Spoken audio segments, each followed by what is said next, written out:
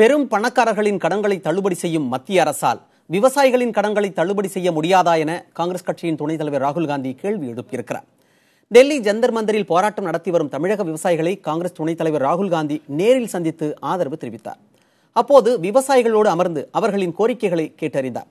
இதனையடுத்து செய்தியாளர்களுக்கு பேட்டியளித்த ராகுல் காந்தி, பெரும் பணக்காரர்களுக்கு மோடி தலைமையிலான அரசு கடந்த 3 ஆண்டுகளில் 1,40,000 கோடி ரூபாய் சலுகை கொடுத்திருப்பதாக குறிப்பிட்டார்.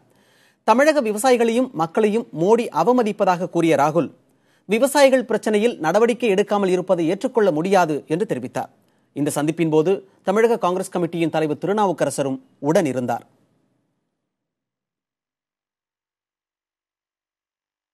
If you are going to do debt relief for the richest people in this country, why is the Prime Minister of India not ready to do debt relief for the people who build this country, for the farmers?